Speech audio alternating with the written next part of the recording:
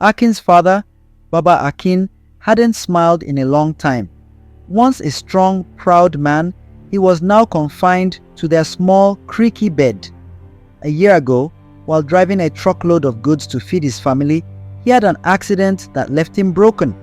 His back aches constantly and his legs refused to carry him. Now, all he could do was lie there, staring out the window, a shadow of the man he used to be. The night was as silent as a whisper, broken only by the soft rustle of trees and the distant hum of crickets. In the tiny room he shared with his parents, Akin lay wide awake, staring at the cracks in the ceiling. A single thought clung to his mind, heavy like the humid air. Why must life be so unfair? Akin's mother, Mama Akin, worked tirelessly by the roadside, selling roasted plantains to passers-by under the relentless sun. Every morning, before the first light of dawn, she'd pull herself out of bed and begin her preparations. Her hands were rough from peeling, her face weathered from years in the heat. But she smiled. Always, always she smiled. Akin loved her more than anything in the world. Akin felt trapped in a life he didn't ask for. When he went to school, he'd see the other children with clean uniforms, brand new shoes, and lunches wrapped in colorful packages. His own uniform was torn in places, his sandals worn thin, and he carried only a small bowl of roasted plantains his mother insisted he take. Though he ate with gratitude, a lump would form in his throat whenever he saw his classmates feasting on fried rice and chicken. Why couldn't he have those things too? Every night before he slept, Akin would close his eyes, clasp his hands together, and whisper his heart to God, just like his mother taught him. She said, God listens and answers even to the silent request of those that diligently seek him. God, I know you see us. Please help us. I don't want Mama to work so hard, and I want to see Papa smile again. I want us to be like them, the children who have everything. Sometimes he'd wait in silence, hoping for an answer, but all he'd hear was the distant call of an owl or the sigh of the wind through their old roof. The thunder rolled over their small home, and rain poured through every crack and crevice in the roof. It was a familiar sound, the pitter-patter of droplets that had long since broken through the patched-up roof, a reminder of how little they had and how much they needed. As the first drips began to fall onto the mat, Akin, his mother, and father sighed in unison. They knew the routine by heart. Akin and his mother scrambled to place the old rusty buckets under each leak, moving their father to a corner that seemed safest from the rain. Cold wind swept through the gaps in the walls, leaving them all shivering as they stood there watching the water pool around them. Even the wall geckos and lizards, their silent housemates, had scurried away, abandoning their corners to escape the cold and the wet. Akin glanced at his mother, her face etched with exhaustion and worry, yet determined as ever. She caught his gaze and forced a small, comforting smile, as if to say, "We'll be all right. We always are." But Akin's heart was heavy. Each droplet seemed to carry the weight of every struggle they had endured. His father's accident, his mother's injury, the long hours spent at the stall, their endless cycle of hardships. Unable to hold back, Akin tilted his head up toward the ceiling, feeling the cool drops splash onto his face. His chest tightened with a mix of frustration and sadness. Dear God, he thought, are my requests too much? Or am I just waiting my turn in a long line, hoping one day you'll hear me? The rain continued to pour, each drop echoing in the empty buckets. Akin's mother wrapped a blanket around his father, who was shivering in the corner. She caught Akin's eyes again, and nodded quietly, as if trying to give him strength. But he could see her worry, the helplessness she tried to hide. The hours dragged on, the rain never letting up. Akin's legs were sore from standing, his eyes heavy with sleep, but he stayed alert, trying to keep his father dry and his mother from slipping on the wet floor. Deep down, he wanted to cry, to shout, to demand that life be kinder to them. Then, as he looked up through the leaking roof again, he whispered, barely loud enough for his mother to hear, "God, please, take this misfortune away from my family. Just once, let life be fair to us." And somewhere, beyond the clouds, beyond the rain and the darkness, Akin hoped that his words were heard. The cold seemed endless, but with his family standing beside him, he clung to a small, flickering hope that one day, maybe his prayers would be answered. One evening, after a long day of helping his mother at the roadside, Akin couldn't hold back his frustration. He turned his face toward the sky, his eyes hot with tears. "God, don't you see us?" he whispered. "Why do others have so much and we have so little?" But then, just as he was about to turn away, he felt a calmness wash over him. In his heart, he sensed a quiet, gentle voice. "Akin, you are stronger than you know. Trust in the journey." The words stayed with him, even as he lay in bed that night. Though he didn't understand them fully, they gave him a strange comfort. And in the days that followed, Akin noticed small changes. His mother's laughter became a little louder. His father began telling him stories from his younger days, filling their small room with warmth. And people began stopping by more often at their roadside stall, drawn by his mother's kindness and her delicious plantains. Slowly, they saved enough to fix the roof, buy Akin a new pair of sandals, and get medicine for his father's pain. One day, when Akin returned from school, he found his father sitting outside, basking in the sun, his face lit up with a smile. It was the first time he'd seen his father out of bed in a year, and something deep inside him filled with hope. But as the days grew brighter, Akin's dreams grew bolder. He began to wonder, could there be more for us, God? One evening, he dared to ask the quiet voice again, "What will our future hold?" In the silence that followed, the breeze carried a faint whisper, "Walk forward, Akin, but be prepared." Prepared for what? A chill ran down his spine, but before he could ask, the night grew silent again. Akin stood alone in the darkness, his heart pounding, wondering what lay ahead. The days were getting better for Akin's family. Little by little, his father could now walk short distances with the help of a stick, and his mother's roasted plantain stall was busier than ever. Akin was starting to feel a glimmer of pride in what they'd accomplished together. But one more wish stayed close to his heart. As the end of the school year approached, the teachers announced there would be a celebration, a day where everyone would dress their best and enjoy a small feast with music and games. Akin's classmates were buzzing with excitement, talking about the new clothes they'd wear. Akin, however, kept silent. He knew his mother could barely spare anything extra. Every small profit went to food, repairs, and medicine.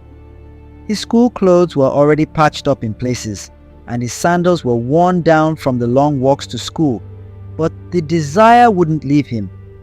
That night, Akin sat on his mat, clasped his hands, and bowed his head.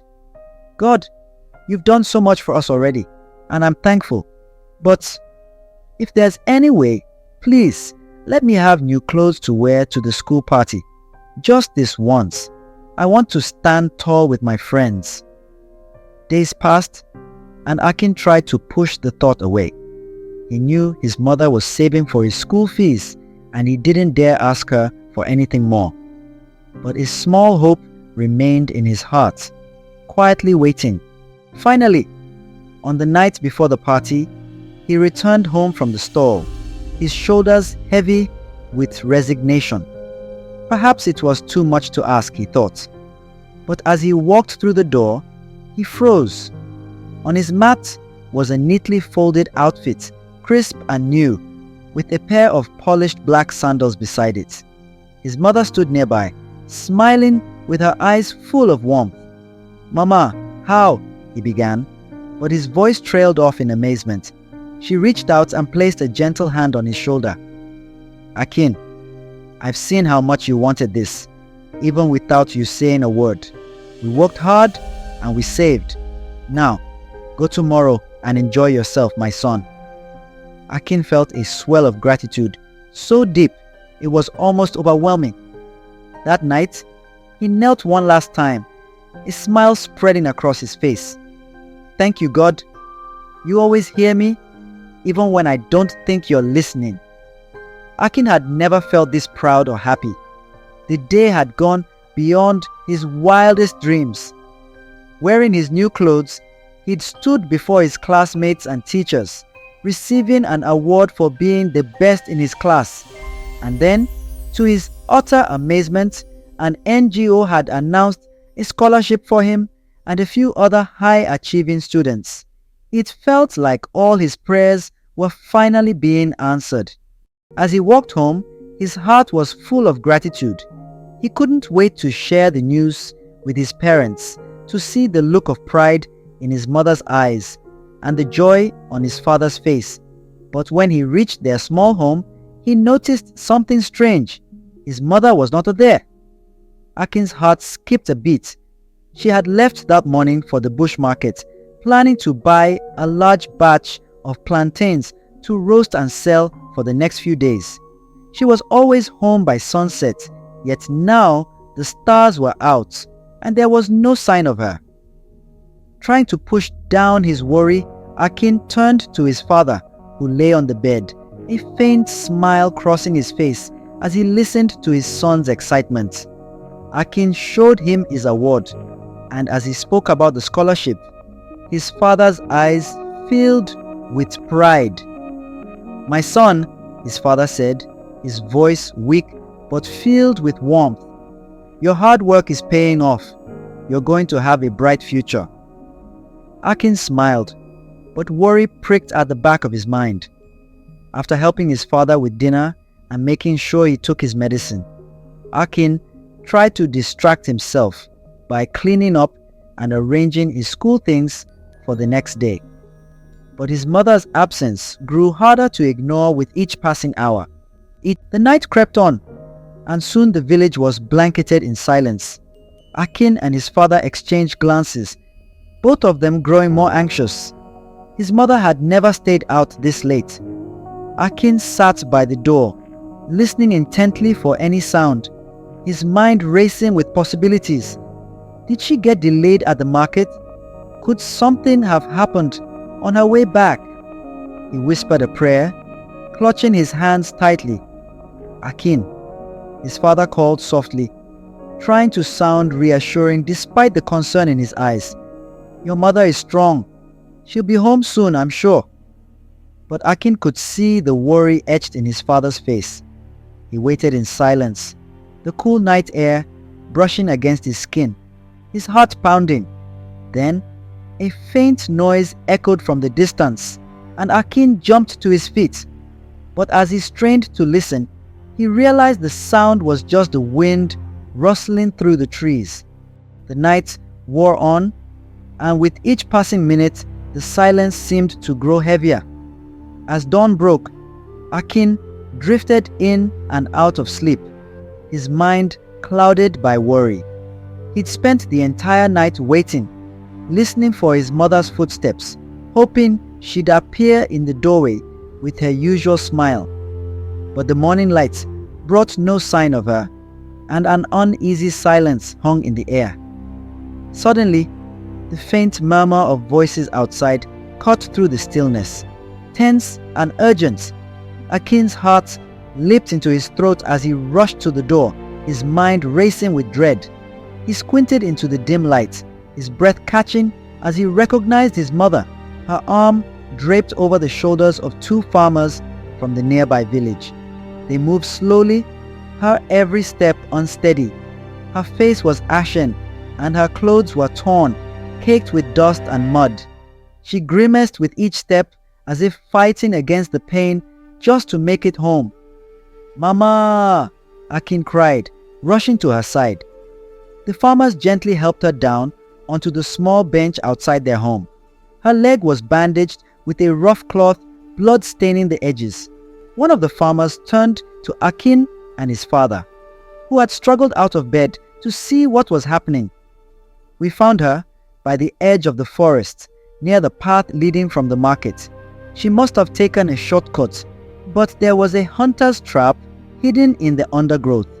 Her leg got caught in it and she couldn't free herself." After thanking the farmers with all the gratitude they could muster, Akin and his father helped her inside. Akin quickly set to work, cleaning her wound and bringing her water, just as his mother would have done for him. As he walked, he told her all about the party, his award, and the scholarship. He watched as her face lit up with pride, a hint of her usual warmth returning to her eyes. "Oh, Akin," she whispered, a tear slipping down her cheek. "You've made me so proud. All our struggles have been worth it." That night, as his mother rested, Akin knelt beside his mat and closed his eyes. "Thank you, God," he whispered. "Thank you for keeping her safe." And though their journey was far from over, Akin felt a quiet strength settling within him. He knew that no matter what life brought their way, they would face it together, with hope and faith guiding each step. Days passed, and Akin's mother tried to carry on as usual. She would insist on hobbling to her stall with Akin's help, determined to continue roasting plantains for the customers who relied on her.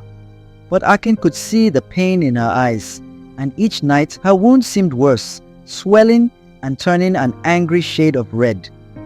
One evening, after helping her back to bed, Akin's mother winced as she lay down, her breathing shallow.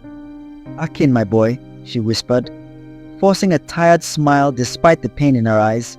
"You are so strong, and you've brought such joy to this family. I just need a little more time to rest. Then I'll be back to the stall, I promise." Akin knelt beside her, gently covering her with a thin blanket. "Don't worry, Mama," he said softly, brushing a strand of hair from her face. "The holiday is a long one, and I can handle the stall alone. Take all the time you need to get your strength back. I've watched you every day. I know how to roast the plantains just right." His mother looked at him, her eyes glassy with both pride and sorrow. "Akin," she murmured, her voice almost breaking, "you are more of a blessing than you'll ever know." Akin squeezed her hand, a steady determination rising within him. He knew the road ahead wouldn't be easy, but if carrying the family's burdens was what it took, he'd do it without hesitation. With one last glance to make sure she was comfortable, he stepped outside, breathing in the cool night air and looking up at the stars. Under his breath, he whispered once more, "God, please give me the strength to get us through this. For my mother, for my family." But as the days wore on, her health declined. Akin's father, unable to walk more than a few steps, watched helplessly from his bed. They both knew they needed to take her to the hospital, but the fees loomed over them like a dark cloud beyond their means. One morning, as Akin helped his mother sip some water, a loud knock sounded at the door. He glanced up, a sinking feeling in his stomach. His mother gave him a worried look, but Akin only nodded and went to answer. There stood Baba Landlord, his arms crossed and his face set in a hard scowl. "Akin," he said, his voice flat, "it's been long enough. You know why I'm here." Akin's heart pounded as he stepped outside, closing the door behind him so his mother wouldn't hear. "Baba Landlord, please," he stammered, falling to his knees. Just a little more time. We're doing all we can. My mother has been ill and we're trying our best to save for the rent. The landlord's face didn't soften. He shook his head slowly, his eyes glancing toward the room. Akin, I've waited. I've been patient. But your family owes me a full year of rent. I have a family to feed too, and I can't keep running my home on charity. Akin clasped his hands, his voice desperate. Baba, please. I understand, but if we lose this home, I don't know what we'll do. My mother, she's too weak to move anywhere right now. Just a few more weeks. The landlord's eyes flickered, a moment's hesitation, but he set his jaw and spoke firmly. I'll give you 2 weeks, Akin. That's the best I can do. If I don't have the rent by then, I'll have no choice but to find a new tenant who can pay. My benevolence is not feeding my family. With that, he turned and walked away, leaving Akin kneeling in the dirt, his hands clenched tightly as he fought the urge to scream. He took a shuddering breath, trying to swallow the bitter feeling of defeat. As he stood and went back inside, he glanced at his mother, who was drifting into an uneasy sleep. She had no idea of the new burden he now carried. If you've been touched by our story, let us know where you're watching from and show your support to keep us going. Every bit of encouragement keeps the hope alive in hearts like ours. There's more to come, and I'd love to share the part 2 of this story with you.